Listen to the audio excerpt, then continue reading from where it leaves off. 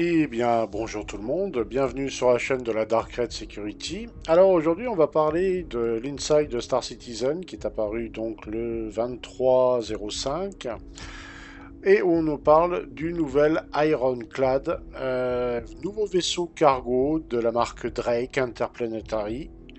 Voilà, qui va arriver, qui sera certainement présenté pendant l'Invictus et le salon Drake, donc le dernier salon de l'Invictus. Vaisseau de cargo qui apparemment existera en deux déclinaisons principalement. La première, bien, ça sera une version cargo classique. Voilà, rien d'extraordinaire, sauf que on est sur un vaisseau qui, au grosso modo, est à peu près de deux fois plus large que le Caterpillar, qui possède grosso modo la même organisation à part quelques petits détails. C'est-à-dire que vous aurez un cockpit qui sera sur le côté, comme celui qu'on voit à droite, voilà, qui ressemble étrangement au Caterpillar, qui s'en inspire du moins, d'une grande soute, donc comme là on le voit à l'instant. D'armement, on va dire, pas négligeable, mais voilà, qui sera plutôt bien équipé au niveau armement, comme l'est le Caterpillar. Donc assez dangereux à affronter, hein, ne pas lui chercher des crosses pour un oui ou pour un non. Il sera équipé de remote turret apparemment, au moins deux, plus d'une tourelle à l'avant. Voilà, il pourra casser du freelancer à l'occasion. Il a une porte, une grande porte qui s'ouvre vers l'avant, qui permet de décharger des véhicules, chose que le Caterpillar n'a pas, donc, enfin du moins pour le moment. Donc il a pas mal de petits avantages, donc la taille hein, déjà. L'autre intérêt, bah, c'est que comme sur le Caterpillar, toute la cargaison est protégée par la coque du vaisseau et le toit s'ouvre. C'est-à-dire qu'on peut faire du déchargement de containers en pleine EVA, comme on le voit maintenant. Voilà, le toit s'ouvre complètement et vous pouvez décharger dans l'espace les caisses, les conteneurs, enfin tout ce que vous avez envie de décharger. Et même on peut, comme il le montrait, on peut rentrer des vaisseaux à l'intérieur. Le poste de commandement, comme le Caterpillar, est censé se détacher en cas d'urgence. Il faut plus le considérer comme une nacelle de sauvetage. C'est pas vraiment un petit vaisseau qui se détache. C'est surtout une sorte de nacelle de secours, on va dire. C'est pas un vaisseau, la nacelle n'est pas un vaisseau à proprement parler. Voilà, il sera assez limité. Mais on aura cette possibilité, c'est-à-dire de se détacher en cas d'urgence, c'est-à-dire de grosses avaries ou si on se fait attaquer. Pour s'enfuir, on pourra utiliser cette petite nacelle qui n'est autre que le poste de pilotage principal de l'Ironclad. Alors, pour décharger son matériel en EVA, eh bien, il a une sorte de passerelle secondaire où vous trouvez des tracteurs beam. Là, il nous montre donc le poste de pilotage, hein, qui est grosso modo celui du Caterpillar, hein, c'est quasiment le même. Je pense même que c'est le même dans les grandes lignes. Voilà, il nous montre l'intérieur, les zones de vie, tout ce qui s'ensuit. Donc là, c'est plutôt intéressant de voir ce que ça donne en white box, hein. Enfin, je pense que c'est en white box. Et on peut accéder donc au cargo en utilisant certains sas. Et voilà, il nous montre les intérieurs. Voilà, un petit plan. Voilà, la salle des machines qui est assez conséquente aussi. Voilà, certains emplacements pour les composants. Enfin voilà, intéressant. Il nous montre un peu plus dans les détails. Et là, vous avez le poste d'opérateur des rayons tracteurs. Donc vous avez plusieurs rayons tracteurs que vous pouvez utiliser en utilisant cette passerelle où vous avez une vue sur la soute, ce qui permet de manipuler les containers avec plus de facilité, on va dire, et une meilleure visibilité, bien sûr. Et donc, ben, quand c'est le hangar, la porte du hangar supérieur est ouverte, ben, vous pouvez sortir tout ça pour faire de l'EVA, ce qui est plutôt sympa. On peut ranger des petits véhicules, comme les mules, là, à l'intérieur. Et voilà, il y a un petit hangar où on peut ranger des véhicules, un autre où on peut ranger bah, différentes affaires, enfin voilà. Il est pas mal pour ça. Donc il possède de bons petits ajouts qui le rendent beaucoup plus intéressant que le Caterpillar. Surtout, c'est la soute qui est beaucoup plus conséquente, hein. Ils n'ont pas donné les chiffres exacts, mais on peut estimer que si c'est le double du Caterpillar, peut-être 1000, 1200 SCU.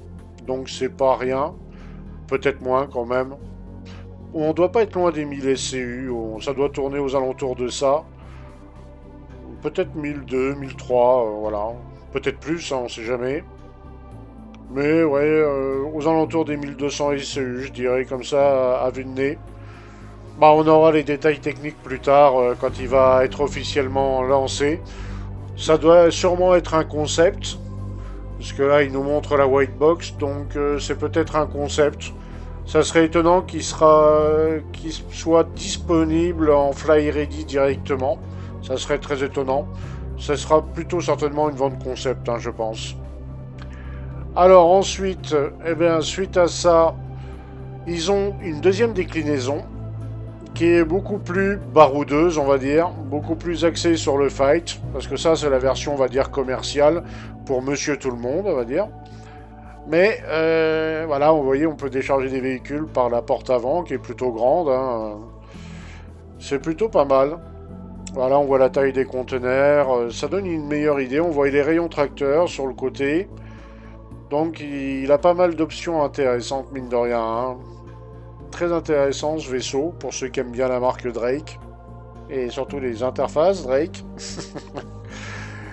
Mais ils ont fait donc une version beaucoup plus badass qu'on voit maintenant à l'écran. Une version, on va dire, péniche de débarquement pour transporter des troupes.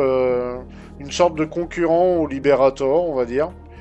Voilà, avec de l'armement juste ce qu'il faut. Et on peut mettre pas mal de tanks à l'intérieur. Voilà, j'en vois au moins 5 là pour l'instant. Voilà, ça fait une bonne péniche de débarquement, mine de rien. Hein. Je serais curieux de voir quel genre de chasseur on peut embarquer là-dedans. En tout cas, ça en fait un vaisseau très intéressant parce qu'on est à mi-chemin entre le cargo comme le Caterpillar et les Ulcés. On est plus ou moins à mi-chemin entre les deux. Donc ouais, c'est un vaisseau qui risque de coûter son petit prix. Hein. Je pense on doit pas être bien loin des 600 dollars ou quelque chose comme ça. Hein. Et la version badass peut-être rajouter 100 ou 152 plus peut-être, je sais pas. Mais à mon avis, il doit pas être donné. Ils n'ont pas donné le nom d'ailleurs de la version combattante, on va dire, ou la version blindée. D'ailleurs, ils disent que la version de base est très correcte, elle est très bien protégée. Alors, on sait qu'en général, Drake, c'est pas les boucliers qui font leur force, c'est, on va dire, le blindage de la coque. On verra bien. En tout cas, vaisseau intéressant. Très, très intéressant. Et la version badass, là, elle a l'air bien armée quand même. Hein. Ça doit faire mal. Puis surtout, elle, au moins, elle a l'air d'avoir des tourelles en dessous, ce que ne semble pas avoir l'autre version. Ça aussi, à méditer. Alors, bah ça c'était pour le Drake Ironclad. Alors je le prononce comme ça, mais ensuite il nous parle du Polaris. Le Polaris dont on espère un jour voir le défilé. Moi j'ai pas réussi une seule fois à voir le défilé du Polaris. La parade du Polaris, je l'ai pas encore vu. Je suis jamais tombé dessus. Bon, le Polaris, donc on l'a vu au salon tel qu'il est là, voilà. Intéressant, hein, on se fait une meilleure idée de la taille de la bête, hein, c'est pas un petit bébé, mine de rien. Et il nous montre un petit peu l'intérieur, il nous gâte un petit peu en nous montrant un petit peu comment va être l'intérieur. Alors il y a des choses assez intéressantes à voir. Ils nous le montrent en plein combat, enfin ils font saliver bien sûr. Ils font un petit peu saliver tout le monde, voilà, tel qu'on devrait l'avoir dans la parade. Si un jour on arrive à tomber dessus, ce qui est loin d'être évident. Donc gros vaisseau, hein, grosse bête hein, quand même. Quand on le voit quand on l'a vu dans le salon, on voit tout de suite que c'est pas le petit engin. C'est plus gros qu'un Carac. Je pensais qu'il serait un peu plus gros, mais il est vraiment plus gros qu'un Carac hein, quand même. Hein. C'est pas les mêmes dimensions, mine de rien. Hein. Il est assez impressionnant. Et dire qu'il y a beaucoup plus gros. Hein. Et donc, eh bien, ils vont nous montrer un petit peu l'intérieur. Donc là, il y a de quoi mettre voilà, du cargo, même un véhicule. Donc ça, c'est plutôt intéressant de voir ça. Ils vont nous montrer, je crois, le cockpit. Alors là, ça doit être peut-être une infirmerie ou une zone de vie. Donc on voit qu'ils ont quand même bien avancé, mais pas tant que ça. Il reste beaucoup de choses à finaliser, hein, parce que là on voit qu'il y a beaucoup de textures qui sont pas finies. Mais les formes, l'architecture est finalisée. Là voilà, les chambres, on voit que c'est loin d'être fini, hein, ça donne une idée, mais c'est tout. Il y a encore beaucoup de choses à faire dessus. Ça doit être le cargo supérieur, où on peut rentrer un RSI Scorpius sans problème. Un beau petit cargo, hein. On peut en mettre des furies là-dedans, hein. Ensuite, qu'est-ce qu'ils vont nous montrer? Je crois qu'ils vont nous montrer le cockpit. Ah oui, la salle des torpilles. Voilà, la salle des torpilles. Avec des grosses torpilles. Alors pour l'instant, c'est des torpilles taille 9. Il en a 28 ou 26. Et plus tard, on pourra permuter pour avoir des taille 10. Ça sera mieux, je pense, d'avoir des taille 10. Parce que si on attaque un Idris, il en faut des taille 9 pour en venir à bout, hein. C'est peut-être ça, les nouvelles taille 10. Allez savoir.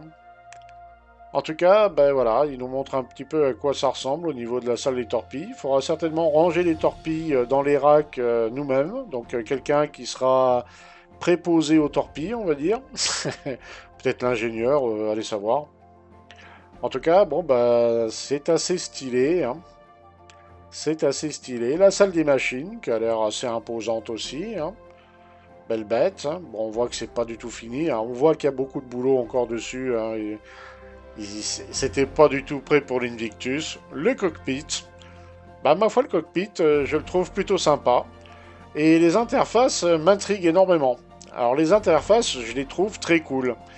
Il faut voir ce que ça va donner réellement in-game, mais les interfaces sont plutôt sympas. Mais j'attends vraiment de voir ce que ça va donner plus tard quand on l'aura in-game. Si on a vraiment des interfaces comme ça, bah, c'est le top, hein. C'est vraiment futuriste à souhait. Mais ouais, c'est plutôt sympa le poste de pilotage, hein. Plutôt sympa. De ce côté-là, le rendu est plutôt fun. Et voilà, en gros, ben voilà, il nous montre l'intégralité de ce qu'était le Polaris, de ce qu'on pouvait trouver dedans. Donc pas mal de choses intéressantes, hein, beaucoup de choses qui vont faire qu'on va adorer ce vaisseau, ou qu'on ne va pas l'aimer du tout, hein. Donc là, il nous montre, voilà, un RSI Scorpius qui décolle de la soute. Donc une soute assez grande, mais pas tant que ça au final, hein. Et puis là, ils peuvent pas s'empêcher de nous le montrer avec tout l'armement qui tape, voilà. Voilà, c'est peut-être des nouvelles armes, je sais pas.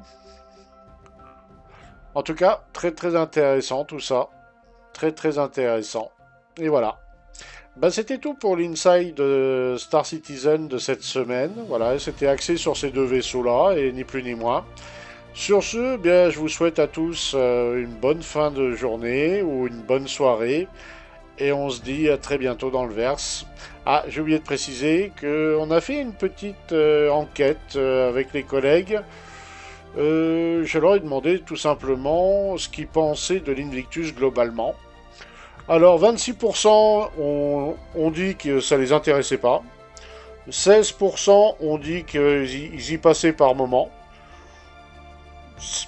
42% ont trouvé que ça va, c'était sympa. 16% ils passent, 16% oui, ils passent à chaque salon. Et à fond dedans, 0%. Et ça traduit un petit peu ce que les gens pensent de cet Invictus. C'est-à-dire que, bon, ils sont pas plus hypés que ça par ce qu'ils voient. C'est, voilà, c'est intéressant, mais bon, sans plus, quoi. C'est pas... Ils disent, voilà, c'est pour les nouveaux, c'est sympa l'Invictus, mais après, pour les anciens, bah, moyennement, très moyennement. Ça les motive très très moyennement. Il y a aussi bah, l'histoire du patch qui n'est pas toujours très stable, même des fois pas du tout stable. Donc les gens sont... Enfin, de mon côté, de ce que j'en vois, les gens sont moyennement motivés, quoi, on va dire. On va attendre la 23.2, voir ce que ça donne, les améliorations, surtout les ajouts qui sont proposés, voir si ça améliore un peu la situation. Je sais que dans d'autres orgas, bah non, ils ont un système de fonctionnement qui est différent d'une autre et bah eux ça les dérange pas, ils sont même plutôt contents du patch, donc tant mieux, tant mieux. Voilà, il y en a pour tous les goûts en fait, on va dire, hein, mais pour l'instant, là, de ce que j'ai demandé aux gens, bah, 42% trouvent que c'est sympa et 16%, on va dire, il y a une majorité de gens qui sont satisfaits de ce qu'ils voient de l'Invictus pour le moment. C'est plutôt sympa. Après, il faudra voir les chiffres de CIJ et de ce qu'on observe pour le moment, c'est pas Byzance pour eux cette année, j'ai l'impression. Ça n'a pas l'air d'être une. Je pense pas que ça soit une année où ils soient très très gagnants. Il se pourrait même qu'ils perdent un petit peu, qu'ils soient un peu en retard sur leur prévisionnel. Bah, il y a des années où on gagne et il y a des années où on perd. Voilà, je vous souhaite à tous une bonne journée ou une bonne soirée et on se dit à très bientôt dans le verse. Ah, ciao ciao ciao tout le monde.